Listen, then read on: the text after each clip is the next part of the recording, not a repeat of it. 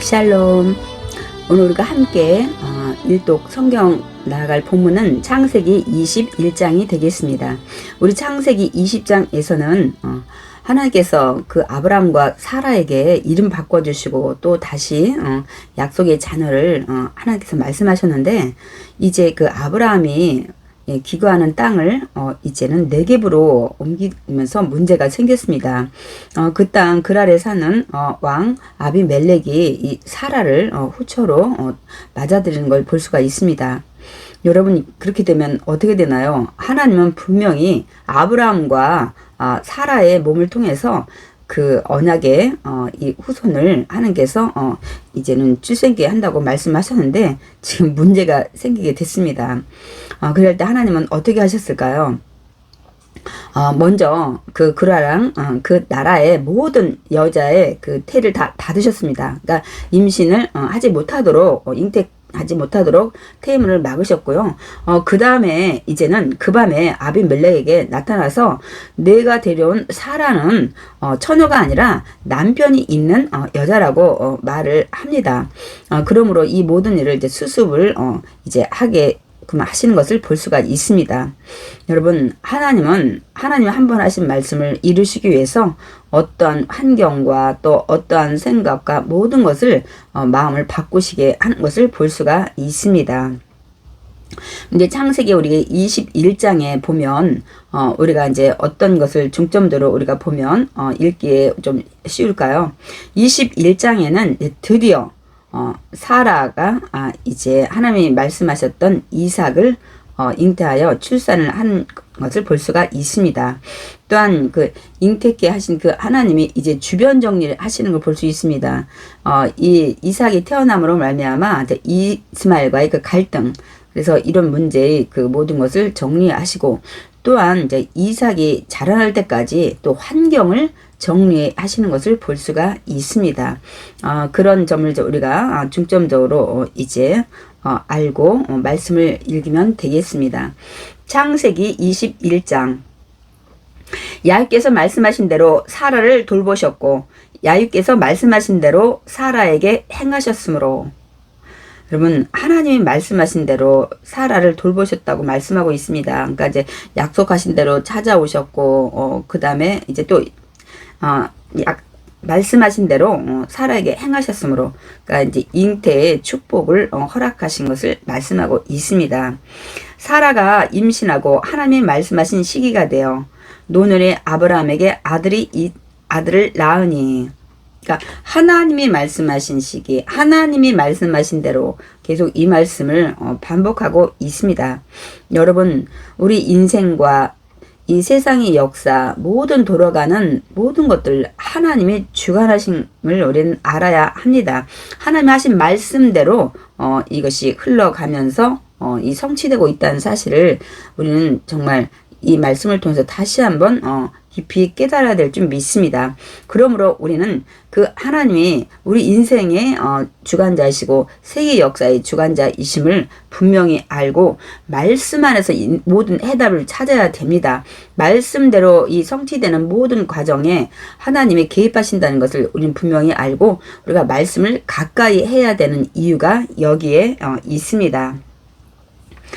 또한 그 창세기 21장에 지금 제가 1절과 2절을 읽었는데요. 드디어 하나님은 사라를 통해서 잉태케 하시고 이제 노년에 그 아브라함에게 아들을 안겨준 것을 우린 읽었습니다. 그렇다면 이 일이 성취될 때 이 아브라함과 사라의 믿음이 어땠을까? 우리는 정말 중점적으로 우리 들여다봐야 될 것 같습니다. 이 당시에 그 아브라함의 믿음을 로마서 4장 18절에서 22절에 말씀하고 있고요. 사라의 그 믿음은 히브리서 11장 11절에서 12절에 말씀하고 있습니다. 그래서 로마서 4장 그 18절에서 보면은 이제 그 말씀을 하고 있습니다. 하나님께서 너를 많은 민족의 조상으로 세웠다 함을 이제 그가 믿었다 그랬어요. 전에는 반신반의하고 믿지 못한 게 엘리에셀도 얘기했다가 이스마엘도 얘기했다 이랬던 이제 아브라함이 견고하게 믿음이 이제 이렇게 성장한 것을 볼 수가 있습니다. 18절에도 아브라함이 바랄 수 없는 중에 바랐다는 거예요. 자기 상황을 보면, 아내의 상황을 보면 절대로 자녀를 낳을 수 없는 것을 이제 아브라함은 알았지만, 그래도 하나님 하신 말씀은 이루어진다는 사실을 이제 믿고 바랐다고 말씀하고 있습니다. 19절에도 그가 100세나 되어 자기 몸이 죽은 것 같고 사라의 태가 죽은 것 같음을 알고도 믿음이 절대로 약해지지 않았다는 거예요. 그래, 하나님이 약속하셨으니까 당연히 일이 일어나겠지 하다가 또 어느 날 그럴 수가 있어? 이렇게 반신반의 또 믿었다가 또 믿음이 연약해졌다, 이렇게 하지 않았다고 말씀을 하고 있습니다. 그래서 20절에 믿음이 없어 하나님의 약속을 의심하지 않고 믿음으로 견고해져서 하나님께 영광을 돌리고, 하나님 감사합니다, 미리 태어났다고 생각을 하고 하나님께 영광 돌리고 감사하는 아브라함을 볼 수가 있습니다. 21절에 보면 약속하신 그것을 또한 능히 이루실 줄을 확신하였으니, 하나님은 말씀하신 것은 반드시 이루어진다는 거예요. 자기 몸이나 사라의 몸이 아무리 생식 기능이 다 끊어졌을지라도 하나님은 모든 것을 불가능을 가능케 하신다는 것, 인간의 한계를 초월하신다는 하나님을 이제 확신했다고 말씀하고 있습니다. 그래서 하나님은 그것을 그에게 의로 옳게 여기셨기 때문에 이제 사라의 태를 열으셨다는 것을 우리는 알 수가 있습니다.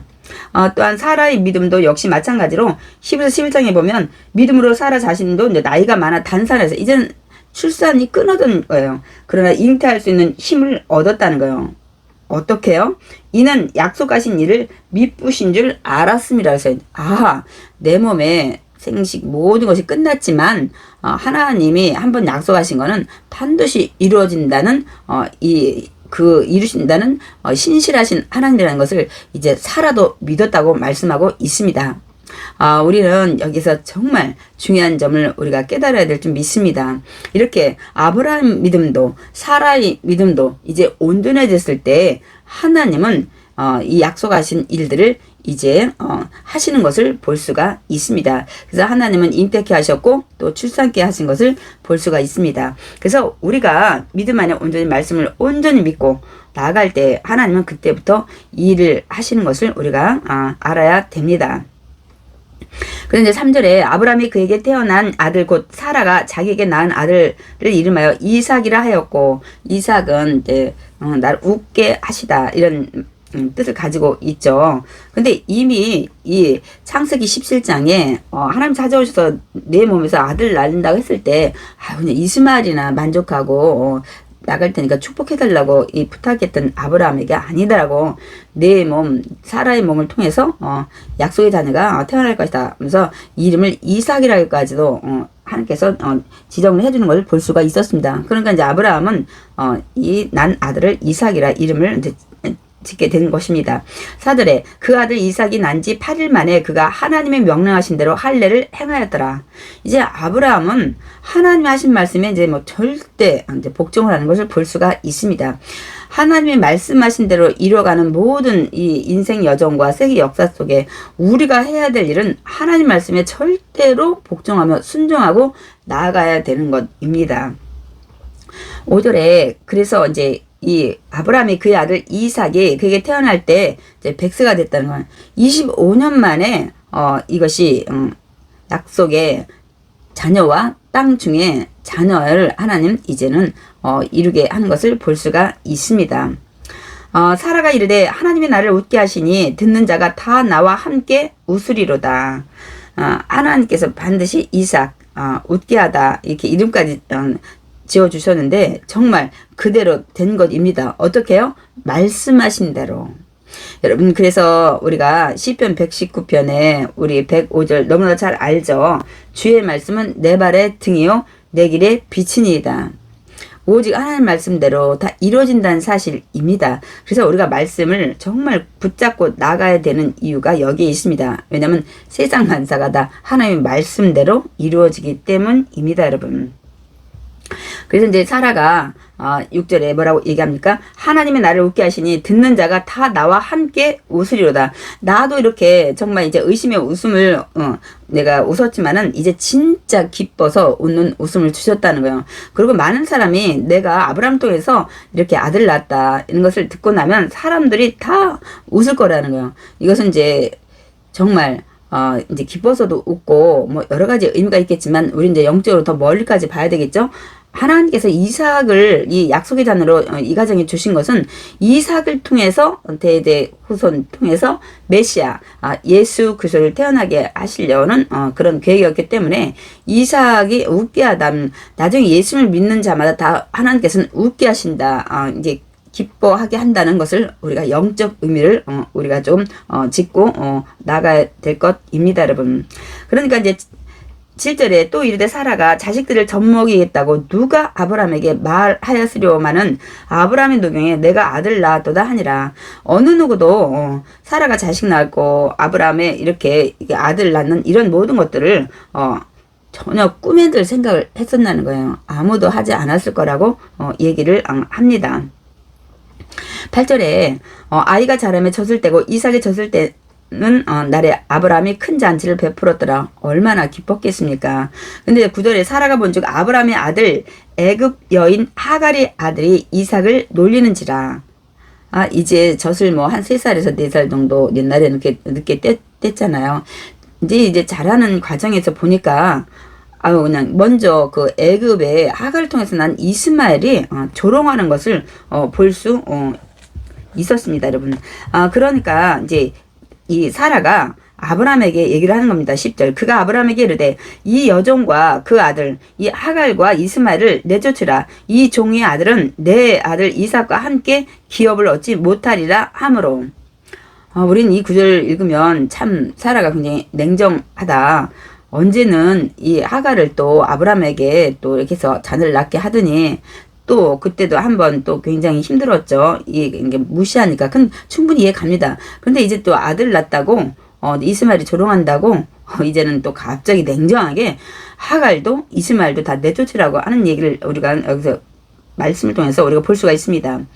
그런데 이 부분에 대해서 우리가 갈라디아서를 좀 읽게 되면 조금 우리가 이해를 더 하게 됩니다. 우리가 갈라디아서 4장 22절에 보면 기록된 바 아브라함에게 두 아들이 있으니 하나는 여종에서 하나는 자유 있는 여자에서 낳았다 하였으며, 그러니까 하나는 여종 하갈을 통해서 하나는 자유 있는 여자라고 이 사라를 표현하고 있습니다. 이것은 나중에 이제 그 마귀의 종에서 자유함을 얻은 예수 그리스도를 믿는 앞으로 영적인 모든 믿음의 자녀의 대표를 얘기하고 있습니다.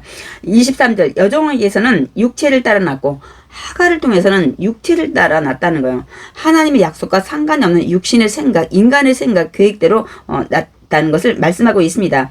자유 있는 여자에게서는 약속으로 말미암았느니라. 하나님의 약속대로 태어난 것을 말씀하고 있습니다. 그래서 28절 형제들아 너는 이삭과 같이 약속의 자녀라. 그러나 그때 육체를 따라 난 자가 이 육체를 따라 난 이스마엘이 성령을 따라 난 자 이삭을 박해한 것 같이 이제도 그러하도다. 지금도 세상에서 그렇게 지금 한다는 거예요. 옛날에도 이렇게 이 육체를 따라 난 이스마엘이 이 믿음을 따라 난 성령을 따라 난 이 이삭을 이렇게 박해했듯이 지금 세상도 그렇다는 거예요. 사실 그렇습니다. 믿음의 우리 성도들은 굉장히 세상의 불신자들한테 많이 핍박을 받고 있습니다. 그러면서 그러나 성경이 무엇을 말하느냐, 여종과 그 아들을 내쫓으라. 이 하갈과 이스마엘 내쫓으라. 여종의 아들이 자유 있는 여자의 아들과 더불어 유업을 얻지 못하리라 하였느니라. 근데 성경이 옛날에 이 말씀을 했다는 거예요. 지금 요거 사라가 얘기한 거죠. 근데 훗날도 역시 마찬가지입니다. 우리가 믿음의 사람과 불신의 사람이 하나님의 기업, 우리 천국을 기업으로 얻지 못하는 것을 볼 수가 있습니다. 그렇게 이제 얘기를 하니까 아브라함이 얼마나 근심이 됐겠어요. 그래서 11절에 보면 아브라함이 그의 아들로 말미암아 그 일이 매우 근심이 되었더니, 여러분 우리가 그 인간의 생각으로 한 것은 항상 근심이 따라오게 돼 있습니다. 그래서 잠언 그래서 10장에 22절에 이 말씀하고 있습니다. 야훼께서 주시는 복은 사람을 부하기도 하지만 근심을 겸하여 주지 않는다고 말씀하고 있습니다, 여러분. 12절 하나님이 아브라함에게 이르시되 내 아이나 내 여종으로 말미암아 근심하지 말고 사라가 내게 이른 말을 다 들으라. 하나님도 사라의 말씀에 이 동감을 하십니다. 이삭에게서 나는 자라야 넷이라 부를 것임이니라. 이 말씀을 계속 하나님의 앞에서도 말씀을 하셨습니다. 그러니까 여기 사라가 10절에 내조지를 할 땐 이미 이제 냉정하게 막 인간적인 그런 것이 아니라 하나님은 이삭을 통해서 앞으로 하나님 일을 이루어 가신다는 사실을 이제 알고 얘기하는 것을 알 수가 있습니다. 그래서 뭐 창세기 15장에도 엘리에셀 뭐 이렇게 내 후속을 이룰 거다 할 때도 아니다. 내 몸에서 날짜가 내 상속자가 된다. 창세기 17장에서도 이스마엘이나 막 이렇게 얘기했을 때도 아니다. 너는 내 아들을 사라가 낳을 것이다. 그리고 나는 사라를 난 아들을 통해서 언약을 할 것이다. 이 얘기를 하는 걸 볼 수 있습니다. 그래서 이삭에게서 나는 자라 넷이라 부를 것입니다. 하고 다시 한번 하나님께서 분명히 말씀을 하는 것을 볼 수가 있습니다. 13절 그러나 여종의 아들도 넷이니 내가 그로 한 민족을 이루게 하리라 하신지라. 아브라함이 아침에 일찍 일어나 떡과 물 한 가죽 부대를 가져다가 하갈이 어깨에 메워지고 그 아이를 데리고 가게 하니 하갈이 나가서 부엘세바 광야에서 방황하더니 그때 아브라함이 마음이 얼마나 많이 아팠을까요? 우리 인간으로 하는 것들은 참 결과가 좋지 않게 끝나는 것을 우리가 많이 볼 수 있습니다. 조카로 또 우리가 앞장터에서 보았지만 15절 가죽부대에 물이 떨어진지라 그 자식을 관복 덤불 아래에 두고 이르되 아이가 죽는 것을 참아보지 못하겠다 하고 화살 한바탕 거리 떨어져 마주 앉아 바라보며 소리내어 오니 둘 다 막 울고 그랬던 것 같습니다. 그랬더니 17절 하나님의 그 어린아이의 소리를 들으셨으므로 하나님의 사자가 하늘에서부터 하갈을 불러 이르시되 하갈아 무슨 일이냐 두려워하지 말라 하나님이 저기 있는 아이의 소리를 들으셨나니 하나님은 이스마엘의 소리를 들으신 것 같습니다. 그래서 여러분 하나님은 우리의 모든 소리를 들으시는 것을 우리는 알아야 합니다. 사실 여기저기서 하나님이 늘 들으셨다는 얘기를 많이 하십니다. 소돔성의 이런 고통 또 나중에 보면 출애굽할 때도 애굽에서의 그 이스라엘 백성의 고통을 다 들으셨다고 말씀하고 있습니다. 18절 일어나 아이를 일으켜 내 손으로 붙들라 그가 큰 민족을 이루게 하리라 하시니라. 하나님께서 이제 그 이스마엘 통해서 큰 민족을 이루게 하신다고 말씀을 하셨습니다. 그런데 지금 사실 5, 6억 정도 되나요?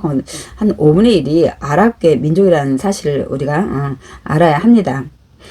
19절에 하나님의 하갈의 눈을 밝히셨으므로 샘물을 보고 가서 가죽부대에 물을 채우다가 그 아이에게 마시게 하였더라. 하나님이 이제 드디어 하갈의 눈을 밝히셨어요. 하나님은 우리 조카로 그 소돔성의 천사가 찾아왔을 때 눈을 어둡게 한 것도 우리가 볼 수가 있었습니다. 하나님은 눈을 밝게도 하시고 눈을 어둡게도 하시고 때에 따라 이렇게 하나님 하신 걸 볼 수 있습니다.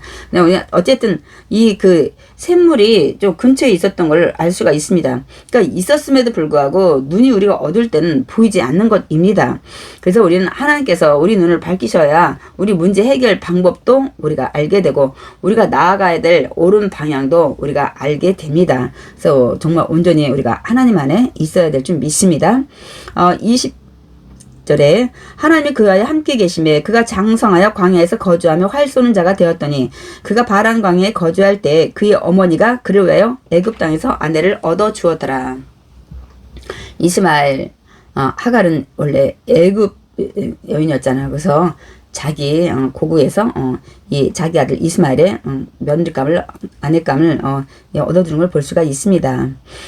그때 22절 아비멜렉과 그 군대 장관 비골이 아브라함에게 말하여 이르되 이제는 21절까지는 하나님께서 이삭을 태어난 다음에 이삭 주변을 정리하는 걸 볼 수가 있고요. 이제는 이삭이 잘 자라야 되니까 환경을 또 이 땅에 대해서 하나님께서 이 정리해 주는 걸 볼 수가 있습니다. 그때 아비멜렉과 그 군대 장관 비골이 아브라함에게 말하여 이르되 내가 무슨 일을 하든지 하나님이 너와 함께 계시도다. 내가 보니까 내가 어떤 일을 하든지 다 하나님이 함께 하셔서 너를 정말 잘 살게 하고 부하게 하고 이렇게 하는 것 같다고 얘기를 합니다. 이 소리는 무슨 소리냐면 이제 아비멜렉이 지켜보고 그 꿈에 나타났던 그 하나님 이제 두려운 거예요. 하나님도 두렵고 아브라함도 두렵고 하는 것을 우리가 알 수 있습니다. 그러니까 내가 무슨 일 하든지 하나님이 너와 함께 하시도다. 여러분 우리가 제일 두려워할 자는 누구입니까? 마귀가 아니라 많이 권력과 부를 가진 자가 아니고 하나님이 함께 하는 자입니다. 여러분. 그러니까 이 하나님이 함께 하는 자는 여러분 백그라운드가 하나님이잖아요. 그 하나님은 어떤 권력과 어떤 뭐 부 가진 자보다 훨씬 능력 있는 하나님이시잖아요. 불가능을 가능케 하시는 하나님이기 때문에 우리가 그런 자를 우리가 두려워해야 합니다. 근데 우리는 또 그런 자보다는 세상에 가진 자를 우리가 두려워할 때가 너무나도 많이 있습니다. 근데 우리 창세기 39장 23절과 창세기 39장 우리 2절에 보면 요셉이 하나님과 함께 하셔서 형통한 자가 됐다고 말씀하고 있습니다. 근데 우리 그 자리에는 보면은 종의 자리였고 감옥의 제수의 자리였습니다. 그러나 하나님은 분명히 말씀하셨습니다. 하나님의 함께함으로 형통한 자가 되었다고 말씀하고 있습니다. 비록 환경이 지금 어려울지라도 그 환경에서 하나님이 함께 하신다면 그 환경이 축복의 길, 성공의 길, 구원의 길로 가는 여정이라는 것을 우리가 알 수가 있습니다. 그러나 하나님이 함께하지 않으면 그 자리는 고통의 자리요, 멸망의 자리요, 인생의 불행의 자리인 것입니다, 여러분. 그래서 우리가 형통한 자는 하나님의 어느 자리는 함께 하시는 자가 형통한 자입니다.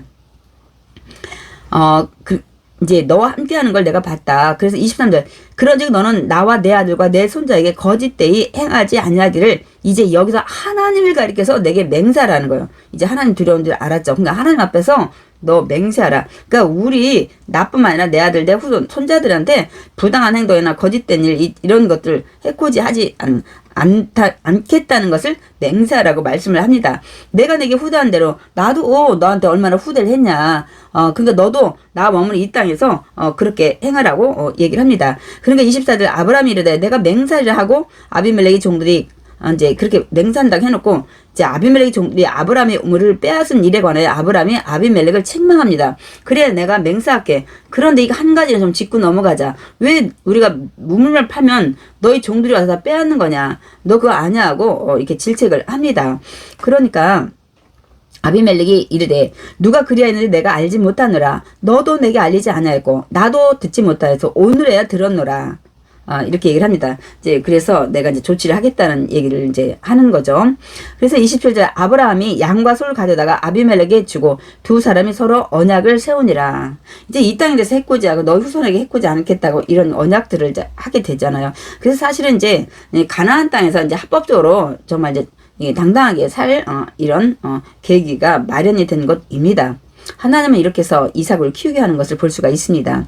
28절 아브라함이 7 암양 새끼를 따로 놓으니 아비멜렉이 아브라함에게 이르되 이 7 암양 새끼를 따로 놓으면 어찌미냐. 아브라함이 이르되 너는 내 손에서 이 암양 새끼 7을 받아 내가 이 우물판 증거를 삼으라 하고 두 사람이 거기서 서로 맹세하였으므로 그것을 부엘세바라 이름하였더라. 아브라함이 나머지 부분도 챙깁니다. 우물판 거 이거 다 내 거라는 것을 너 확실히 너도 맹세하고 가라고 얘기를 합니다. 그래서 이들은 이제 결국 맹세하는 걸 볼 수가 있습니다.